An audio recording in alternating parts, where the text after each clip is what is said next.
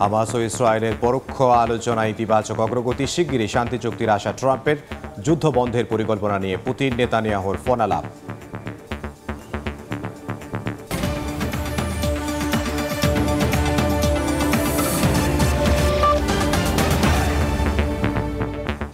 আন্তর্জাতিক সময়ের সঙ্গে আছি আমি ইমদাদুল হক। আজ গাজা যুদ্ধের 2 বছর পূর্ণ হলো। এরপরও উপত্যকাটিতে চলছে ইসরায়েলের বর্বরোচিত হামলা। গেল একদিনে প্রাণ হারিয়েছেন অন্তত 10 জন। এর মধ্যেই মিশরে চলা হামাস এবং ইসরায়েলের মধ্যে আলোচনার প্রথম দিন ইতিবাচক পরিবেশে শেষ হয়েছে। এদিকে খুব শিগগিরই শান্তি চুক্তি সম্ভব বলে জানিয়েছেন মার্কিন প্রেসিডেন্ট ডোনাল্ড ট্রাম্প। যুদ্ধ বন্ধের পরিকল্পনা নিয়ে ফোনালাপ হয়েছে পুতিন ও নেতানিয়াহুর মধ্যেও। মধ্যপ্রাচ্যের ফিলিস্তিনে চলমান ইসরায়েলি আগ্রাসনের 2 বছরে এসেও শেষ হলো না নিরীহ ফিলিস্তিনিদের দুঃখ আর দুর্দশা। প্রতিনিয়তই ইসরায়েলি হামলায় নিহত হচ্ছেন বহু নারী ও শিশুসহ অনেকে। শুক্রবার মার্কিন প্রেসিডেন্ট ডোনাল্ড ট্রাম্পের নিষেধের পরেও নির্বিচারে হামলা চালিয়ে যাচ্ছে দখলদার নেতানিয়াহু সেনারা। চলছে মুহুর্মুহু বিমান হামলাও। আগ্রাসন চলছে পশ্চিম তীরেও। ইসরায়েলি বসতি স্থাপনকারীরা শান্তিপূর্ণ আন্দোলনকারীদের আক্রমণ করে 120টির বেশি জলপাই গাছও কেটে ফেলেছে। এরই মধ্যে মিশরের কায়রোতে চলা হামাস ও ইসরায়েলের মধ্যে আলোচনার প্রথম দিন ইতিবাচক পরিবেশে শেষ হয়েছে বলে জানিয়েছে কাতার ভিত্তিক সংবাদ মাধ্যম আল জাজিরা। প্রথম দিনের আলোচনা শেষ হলেও শারম আল শেখে মঙ্গলবার দ্বিতীয় দিনের আলোচনা হবে। সেখানে ইসরায়েলি প্রতিনিধি দলও অংশ নেবে বলে জানা গেছে। মার্কিন প্রেসিডেন্ট ডোনাল্ড ট্রাম্প বলেন, হামাস গুরুত্বপূর্ণ বিষয়গুলোতে একমত হয়েছে। এ সময় তুরস্ক, কাতার, সংযুক্ত আরব আমিরাত, সৌদি আরব সহ মধ্যপ্রাচ্যের নেতারা চুক্তিতে সক্রিয় ভূমিকা নিয়েছে বলে তাদেরকে ধন্যবাদ জানান। ট্রাম্পের মতে হামাস সহ সবাই চায় শান্তি চুক্তি হোক। প্রস্তাবিত শান্তি পরিকল্পনা অনুযায়ী হামাস সকল জিম্মি মুক্ত করবে, ইসরায়েল 250 জন আজীবন দণ্ডপ্রাপ্ত এবং 1700 বন্দীকে মুক্ত করবে। ইসরায়েলি সেনাদের গাজা থেকে প্রত্যাহার করা হবে, হামাস অস্ত্র ত্যাগ করবে এবং আন্তর্জাতিক প্রশাসন দায়িত্ব নেবে। এদিকে জাতিসংঘের মহাসচিব আন্তোনিও গুতেরেস বলছেন, নাগরিকদের জীবন দিয়ে ভোগান্তি বন্ধ করতে হবে। এটিকে একটি বিশাল মানবিক বিপর্যয় বলেও আখ্যা দেন তিনি। এছাড়া গাজায় ত্রাণ পৌঁছানো কঠিন হয়ে পড়ায় জীবন রক্ষাকারী পরিষেবা চালু রাখতে জরুরি তেলের জন্য $9 মিলিয়ন বরাদ্দ করেছে জাতিসংঘ। নাদিম মারজান, সময় সংবাদ। গাজায় ইসরায়েলি বর্বরতায় 2 বছরে 67,000-এর বেশি ফিলিস্তিনি নিহত হয়েছেন। আহত হয়েছেন 1,69,000-এর বেশি মানুষ।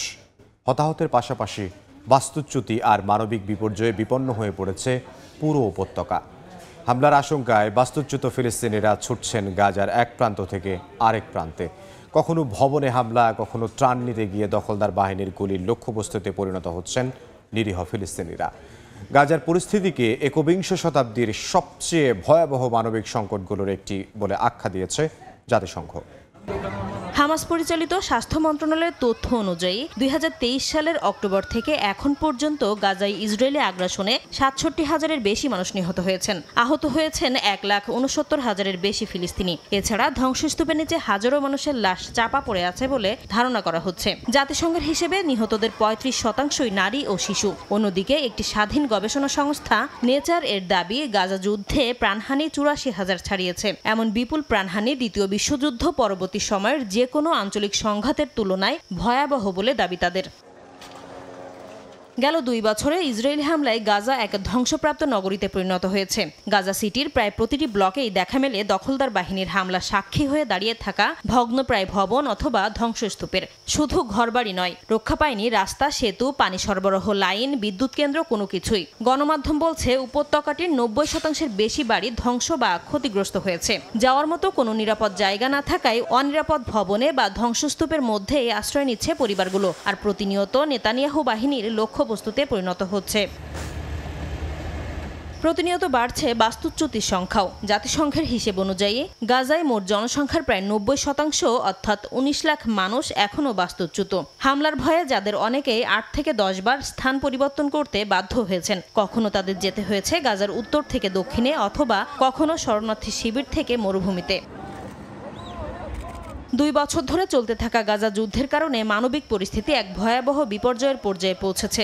আন্তর্জাতিক সংস্থাগুলোর প্রতিবেদন অনুসারে মানবিক সহায়তা ও ত্রাণ প্রবেশে বাধা দিয়ে গাজায় দুর্ভিক্ষ, বাস্তুচ্যুতি এবং প্রাণহানির সংখ্যা আরও বাড়াচ্ছে ইসরায়েল। চলতি বছরের মার্চে যুদ্ধবিরতি শেষ হওয়ার পর থেকে ত্রাণসহ গাজায় মানবিক সহায়তা প্রবেশে ইসরায়েলের কঠোর বিধিনিষেধ আরোপের কারণে দুর্ভিক্ষ পরিস্থিতি আরও ভয়াবহ আকার ধারণ করে। গাজায় স্থল অভিযানের পাশাপাশি ত্রাণ নিতে যাওয়ার পথে অথবা ত্রাণ কেন্দ্রে ক্ষুধার্ত নিরীহ ফিলিস্তিনিদের ওপর ইসরায়েলি বাহিনীর এলোপাতাড়ি গুলিরও ঘটনা ঘটেছে। এমন পরিস্থিতিতে গাজা যুদ্ধকে একবিংশ শতাব্দীর সবচেয়ে ভয়াবহ মানবিক সংকটগুলোর একটি বলে আখ্যা দিয়েছে জাতিসংঘ। নাসরিন রুমি, সময় সংবাদ। গাজা যুদ্ধের 2 বছর নিয়ে আলোচনার জন্য স্টুডিওতে আছেন সহকর্মী রবিউল ইসলাম আওলাদ। রবিউল, আপনাকে স্বাগত জানাচ্ছি। 2 বছর পূর্ণ হলো এই গাজা সংঘাতের। গাজায় যে সংঘাত হয়েছে 2 বছর ধরে, এতে আর্থিক ক্ষতিও হয়েছে অনেক, আমরা প্রতিবেদনগুলোতে দেখলাম, এবং অনেক হতাহত হয়েছে এবং স্থাপত্য ধ্বংস হয়েছে। আপনি যদি পুরো বিষয়টা আমাদেরকে একটু জানাতেন। ধন্যবাদ এমদাদ। আমরা এই মুহূর্তে যখন দাঁড়িয়ে আছি, ঠিক গত 2 বছর ধরে গাজায় নির্বিচারে বোমা হামলা চলছে, আমরা সবাই দেখেছি, পুরো বিশ্ব সেখানকার পরিস্থিতি দেখেছে। কিন্তু এই যে হামলা, এই যুদ্ধ বন্ধে বারবার উদ্যোগ নেওয়া হয়েছে, সেই উদ্যোগগুলো কিন্তু আসলে সফল হয়নি এমদাদ। আমি একটু আপনাকে সামগ্রিক গত 2 বছরে ইসরায়েলি হামলা এবং গাজার যে নৃশংস বর্বরতা চলেছে তার সামগ্রিক পরিস্থিতি দেখানোর চেষ্টা করব। এই যে গাজায় ইসরায়েলি গণহত্যার আপনি যে আর্থিক ক্ষতির পরিমাণের কথা বললেন, সেখানে কিন্তু ভয়াবহ অবস্থা। সেখানকার কোনো অবকাঠামো কিন্তু অস্তিত্ব নেই, সব কিছু বোমার আঘাতে ধ্বংস করে দেওয়া হয়েছে। আর্থিক ক্ষয়ক্ষতির পরিমাণ, বিভিন্ন গণমাধ্যমের যে তথ্য আসছে, তার পরিমাণ $6,800 কোটি, যা টাকায় বিপুল অঙ্কের পরিমাণ হবে। এছাড়া আপনি জানেন যে সেখানকার যে আবাসিক ভবন থেকে শুরু করে হাসপাতাল বা বাণিজ্যিক ভবন, সব কিছুই কিন্তু ধ্বংস করে দেওয়া হচ্ছে। বলা হচ্ছে যে গাজার 90% অবকাঠামোই ধ্বংস করে দিয়েছে ইসরায়েলি বাহিনী। এছাড়া গাজার যে ইসরায়েলি শুধু যে বেসামরিক নাগরিক হত্যা করা হয়েছে তা না, কিন্তু বিশ্বকে গাজার যে পরিস্থিতি, যে সব সাংবাদিক তুলে ধরেছে বিভিন্ন সময়ে আন্তর্জাতিক গণমাধ্যমে, তাদেরকেও তারা রক্ষা করেনি, তাদেরকেও হত্যা করা হয়েছে। এখন পর্যন্ত 270 জন সাংবাদিককে হত্যা করা হয়েছে।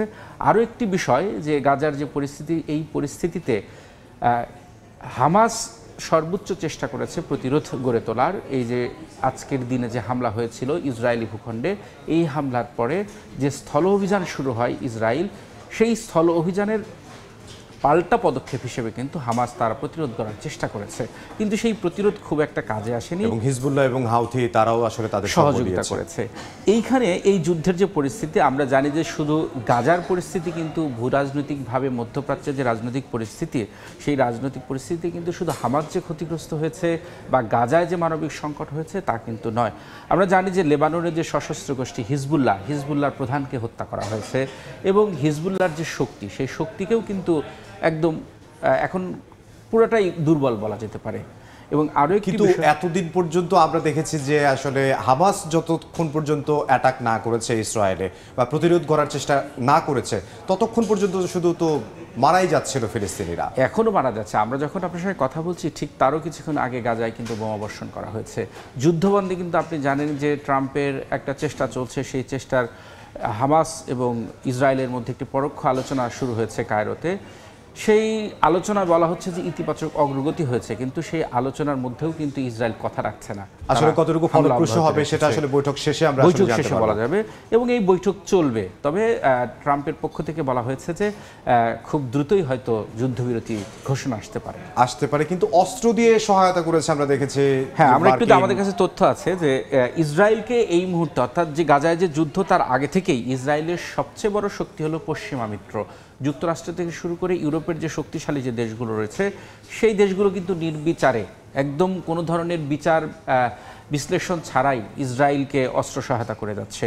এবং এই অস্ত্রগুলোর অত্যাধুনিক অস্ত্র, মারণাস্ত্র, এবং সেই অস্ত্রের কারণেই কিন্তু এত শক্তি, এত উৎসাহ, এত দাম্ভিকতা মধ্যপ্রাচ্যে যা ইচ্ছে তাই করছে বলা যেতে পারে।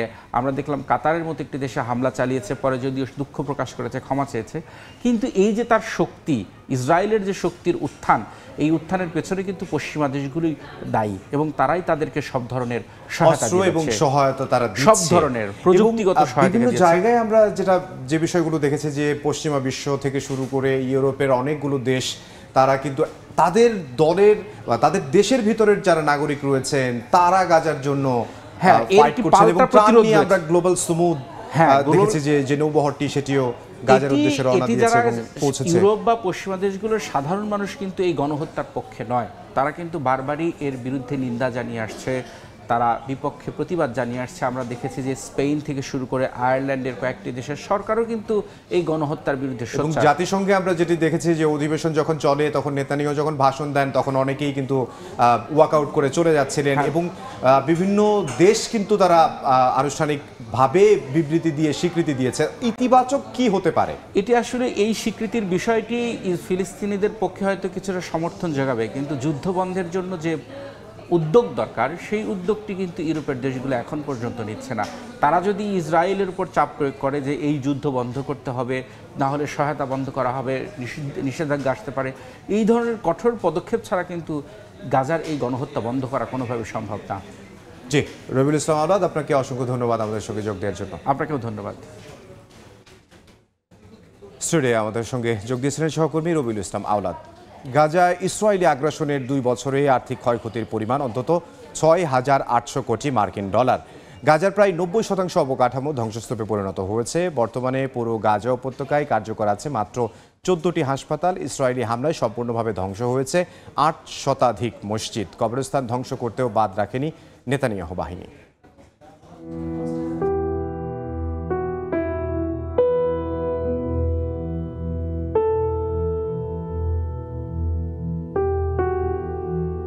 সাজানো পরিপাটি আধুনিক একটি নগর ধ্বংসস্তূপে পরিণত হয়ে গেল। ইসরায়েলের পাশবিক শোষণ, নির্যাতন আর গণহত্যার 2 বছরে ধ্বংসের নগরীতে পরিণত হয়েছে গাজা। নেতানিয়াহু বাহিনীর আগ্রাসনে উপত্যকাটি এমন এক দুর্বিষহ সময়ের মধ্য দিয়ে যাচ্ছে যা হয়তো ট্রয় নগরীর গল্পকেও হার মানাবে। অমানবিকতার সব ধাপ লঙ্ঘন করে নেতানিয়াহু বাহিনীর আগ্রাসনের মূল কেন্দ্র হয়ে ওঠে গাজার হাসপাতালগুলো। হামাসের আশ্রয়স্থল হিসেবে আখ্যা দিয়ে একের পর এক হাসপাতালের ওপর বিমান হামলা চালায় আইডিএফ। আর সবচেয়ে ভয়াবহ বিষয় হচ্ছে, হামলার সময় হাসপাতালে তখন শিশু, বৃদ্ধ সহ আহত গাজাবাসী চিকিৎসারত অবস্থায় ছিলেন। গাজা সিটির 4টি হাসপাতাল গেল মাসে অকেজো হয়ে পড়ে। বর্তমানে পুরো গাজা উপত্যকায় কার্যকর আছে মাত্র 14টি হাসপাতাল। এর মধ্যে 8টি গাজা সিটিতে আর বাকি 6টি দের আল বালা ও খান ইউনিসে। আংশিক কার্যকর হাসপাতালগুলোতে এখন রোগীদের উপচে পড়া ভিড়। রোগীদের কেউ তাঁবুতে, কেউ হাসপাতালের মেঝেতে চিকিৎসা নিচ্ছেন। শুধু গাজার স্বাস্থ্য খাতি নয়, বরং ধর্মীয় উপাসনালয় ইসরায়েলি আগ্রাসনের শিকার হয়েছে। গাজার ধর্ম মন্ত্রণালয়ের এক প্রতিবেদনে বলা হয়, 2023 সালের 7 অক্টোবর থেকে চলতি বছরের 19 জানুয়ারির মধ্যে ইসরায়েলি হামলায় সম্পূর্ণভাবে ধ্বংস হয়েছে 834টি মসজিদ। আংশিক বা গুরুতরভাবে ক্ষতিগ্রস্ত হয়েছে আরও 275টি। এছাড়া গাজা সিটিতে অবস্থিত 3টি ঐতিহাসিক গির্জাও ধ্বংস করে দিয়েছে দখলদার বাহিনী। 60টি কবরস্থানের মধ্যে 40টিতে হামলা চালিয়েছে আইডিএফ। এর মধ্যে 21টি পুরোপুরি ধ্বংস করে দেওয়া হয়েছে। যুদ্ধ শুরু হওয়ার পর থেকে গাজার অর্থনীতি 83% পর্যন্ত সংকুচিত হয়েছে। স্থানীয় প্রশাসনের হিসাবে 90% অবকাঠামো এখন ধ্বংস। ক্ষতির পরিমাণ 6,800 কোটি মার্কিন ডলার ছাড়িয়েছে। জাতিসংঘ, ইউ ও বিশ্ব ব্যাংকের হিসাব অনুযায়ী পুনর্গঠন ও পুনরুদ্ধারে এখন অন্তত 5,300 কোটি ডলার প্রয়োজন। প্রতিবেদনে বলা হয়, মোট ক্ষতির অর্ধেকের বেশি, প্রায় 3,000 কোটি ডলার কেবল ভবন ও অবকাঠামো পুনর্গঠনে ব্যয় হবে। সবচেয়ে ক্ষতিগ্রস্ত হয়েছে আবাসন খাত। ধ্বংস হয়েছে প্রায় 2,92,000 বাড়ি, যা মোট ধ্বংসযজ্ঞের 53%। প্রতিবেদন অনুযায়ী ইসরায়েলি হামলায় 90% শিক্ষা প্রতিষ্ঠান, সাংস্কৃতিক ও ধর্মীয় কেন্দ্র ধ্বংস হয়ে গেছে। মালিহা সুহুরওয়ার্দী, সময় সংবাদ। ভারত ও রাশিয়ার সেনারা শুরু করলো ইন্দ্রা 2025 নামের যৌথ সামরিক মহড়া। রাজস্থানের মহাজন ফিল্ড ফায়ারিং রেঞ্জে অনুষ্ঠিত উদ্বোধনী অনুষ্ঠানে উপস্থিত ছিলেন উভয় দেশের শীর্ষ কমান্ডাররা। উদ্বোধনী অনুষ্ঠানে রাশিয়ার জেনারেল আন্দ্রে কোজলভ এবং ভারতের জেনারেল সঞ্জয় চন্দ্র নেতৃত্ব দেন। উভয় দেশের সেনারা প্যারেডে অংশ নিয়ে সম্মান প্রদর্শন করেন। রাশিয়ার প্রতিরক্ষা মন্ত্রণালয় জানিয়েছে, মহড়ার লক্ষ্য সন্ত্রাস বিরোধী যৌথ সক্ষমতা বাড়ানো এবং সামরিক সমন্বয় জোরদার করা। মহড়াটি চলবে 15 অক্টোবর পর্যন্ত। পদার্থবিজ্ঞানে এবছর যৌথভাবে পুরস্কার পেয়েছেন 3 মার্কিন নাগরিক পদার্থবিজ্ঞানী জন ক্লার্ক, মিশেল এইচ ডেভোরেট এবং জন এ মার্টিনিস। স্থানীয় সময় মঙ্গলবার royal Swedish academy of science তাদের নাম ঘোষণা করে। বৈদ্যুতিক সার্কিটে কোয়ান্টাম রহস্য উন্মোচন ও আবিষ্কারের জন্য তাদের পুরস্কৃত করা হয়েছে। পদার্থবিজ্ঞানে কোনো সিস্টেম কত বড় হলে তাতে কোয়ান্টাম মেকানিক্সের প্রভাব দেখা যাবে কিনা সেই প্রশ্নের উত্তর দিতে পেরেছেন এই 3 বিজ্ঞানী। তারা এমন এক ইলেকট্রনিক সার্কিটে পরীক্ষা চালান যা হাতের মুঠোয় ধরে রাখা যায়। এই গবেষণা ভবিষ্যতের কোয়ান্টাম প্রযুক্তি যেমন কোয়ান্টাম কম্পিউটার, কোয়ান্টাম ক্রিপ্টোগ্রাফি ও সেন্সরের উন্নয়নে নতুন দিগন্ত খুলে দিয়েছে বলে ধারণা করা হচ্ছে।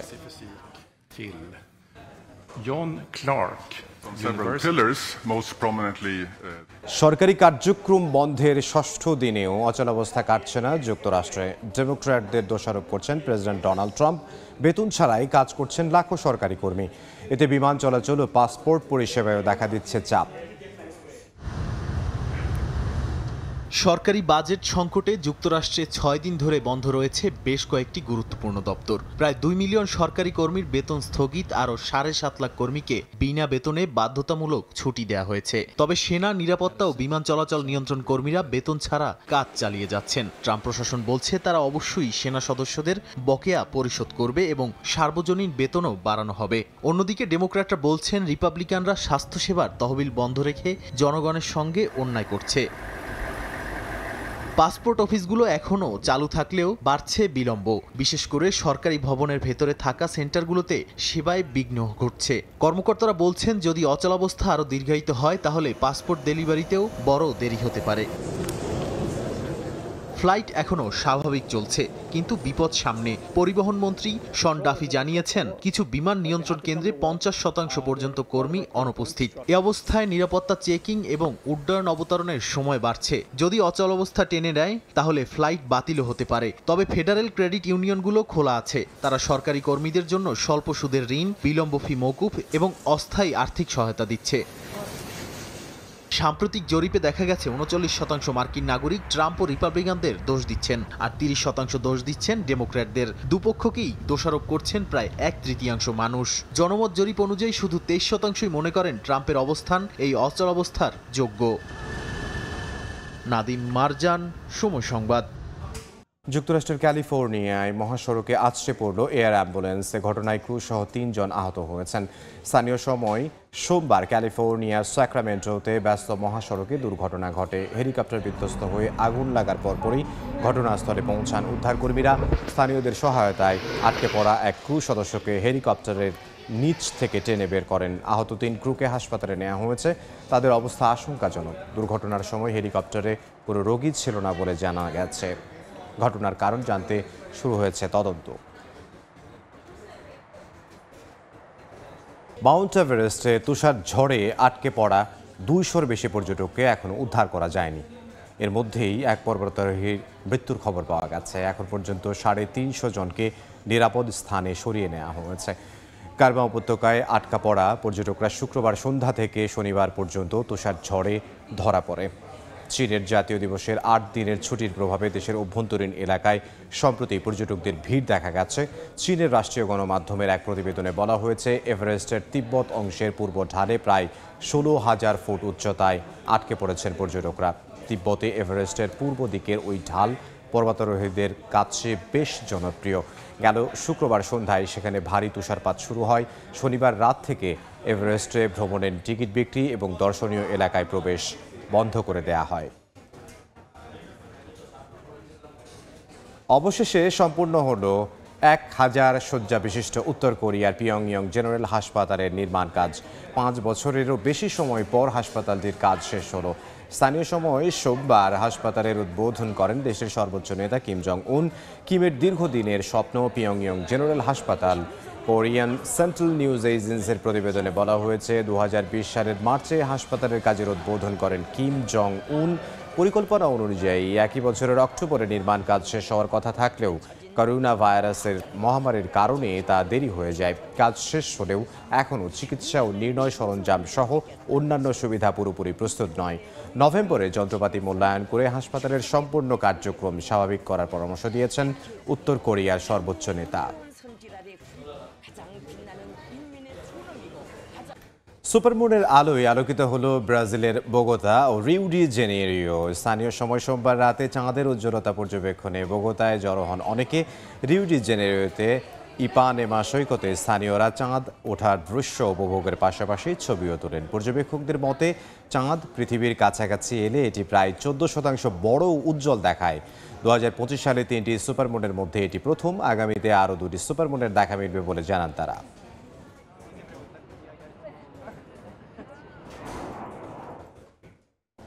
আন্তর্জাতিক সময়ের শীর্ষ সংবাদগুলো জানিয়ে দিচ্ছি আরও একবার। শাটডাউনে সোভিয়েত যুক্তরাষ্ট্র, ডেমোক্র্যাটদের ওপর দোষ চাপালেন প্রেসিডেন্ট ট্রাম্প। বেতন ছাড়াই কাজ করছেন লাখো কর্মী, বিমান চলাচল ও পাসপোর্ট পরিষেবা ব্যাহত। এবং পদার্থবিজ্ঞানে যৌথভাবে নোবেল পেলেন 3 মার্কিন বিজ্ঞানী। ইলেকট্রিক্যাল সার্কিটে কোয়ান্টাম রহস্য উন্মোচনে পেলেন স্বীকৃতি।